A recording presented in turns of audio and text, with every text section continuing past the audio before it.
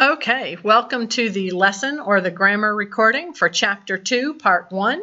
If you're listening to this, just like in the activities recording, that means you've made it through the first chapter. You're 1/4 of the way through the semester, so good job.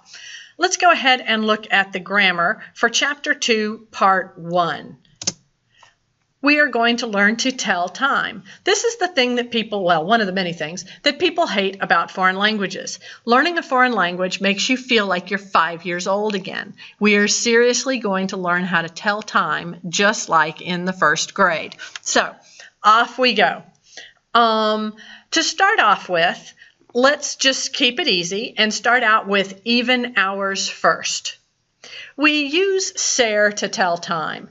And we learned how to conjugate ser in the last chapter. For telling time, we're only going to use the third person forms of ser, es and son. It is and they are. We're only going to use es when it's 1 o'clock. So, es la una. It is 1. For all the other hours, we're going to use son. Son las tres is the example I put there. Son las dos, it's 2 o'clock. Son las cuatro, it's 4 o'clock. Son las cinco, it's 5 o'clock. Son las seis, it's 6 o'clock. Son las doce, it's 12 o'clock. Son las diez, it's 10 o'clock. So it's always son las, son las. Literally, you're saying it, for son las tres, you're saying it is 3 hours. That's why there's las, because hora is the word for hour, and horas, las horas. It's a feminine word. And they've just over time quit saying the word horas. Son las tres horas is what it was in old language. And they've just quit saying the horas part. So, son las tres, it's 3 hours. That's what you're saying. So, when you're right on the exact hour, it's pretty easy. Es la una, only for 1 o'clock. Son las, for all the other hours. Son las tres, son las dos, whatever. Okay, gets a little bit harder when you have to add some minutes in there. So let's look at times that aren't exactly on the hour. If it's in the first half of the hour, sometime between 1 minute after the hour and 30 minutes after the hour, we add the hours, the minutes, onto the hour using the word e. That y by itself is one word, and it's pronounced e, and it means and. So, if I say es la una y diez, then I'm literally saying it is 1 hour and 10 minutes. But in English, in good English, we say it's 10 after 1. Give you another example. Son las tres y veinte. It is literally, you're saying it is 3 hours and 20 minutes. So it's 3:20. I can do that for all kinds of things. Son las cuatro y veinticinco. It's 4:25. Son las seis y cinco. Seis, 6. Y cinco, 5 minutes. 6:05. Okay, so before the half hour, between 1 minute and 30 minutes, you add the hours on to the hour, or add the minutes on to the hour. What if it's 31 minutes to 59 minutes after the hour? In other words, the second half of the hour. In that case, we have to go to the next hour and subtract the number of minutes. We do that in English. We can say 6:45, right?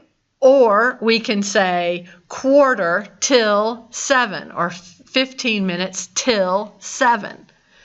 Well, in Spanish, you can only say so many minutes till the next hour.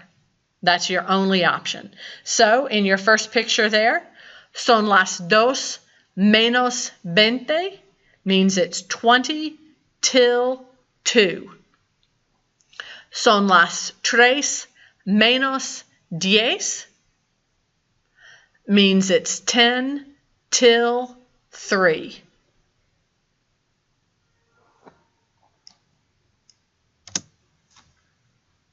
Okay, now for half past and the quarter hours, quarter till or quarter after, we can say that in two different ways, just like we can in English. In English, we can say it's 2:30, or we can say it's 2:30. Well, we can do the same thing in Spanish. Half is media, and cuarto is quarter. So, es la 1:30 means it's 1:30. Es la 1:30 means it's 1:30. Son las 3:15 means it's 15 minutes until 3. Son las 3:15 means it's quarter till 3. Okay? So, what if you want to say AM or PM? They don't say or write AM or PM in Spanish. Instead, they say de la mañana for in the morning, de la tarde for in the afternoon, and de la noche for at night. Now, a lot of students ask me, well, when does in the afternoon end and at night start? It's totally up to you. A lot of people say whenever it gets dark. Whatever. It doesn't matter to me. Probably son las 11 de la tarde. 11 is 11 o'clock in the afternoon. That doesn't make a whole lot of sense because de la mañana would be 11 and 11 o'clock at night would probably be de la noche. But when you're looking at 4, 5, 6 o'clock, it's really up to you whether you want to say 5 o'clock is de la tarde or de la noche. Now, here's something to note. You know how in English we'll say, in the morning I eat breakfast. The equivalent of that in Spanish is por la mañana, in the morning. Por la noche, in the afternoon. Por la tarde, in the afternoon. Por la noche, in the evening. You're going to eventually and quickly learn that N-E-N means on physically something, but we don't say en la mañana because you can't be physically on top of mañana. So we say por la mañana when we're telling time. And then lastly, we want to be able to say at what time do we do something. We've already said that son las 2:20 means it is 2:20. You're stating the current time. If you want to say you do something at a time, you say a las. So for example, a las 12 me gusta comer. At 12 o'clock, I like to eat. Estudio a las 3. I study at 3 o'clock. A las. At a time. What if it's at 1 o'clock? Then a la una.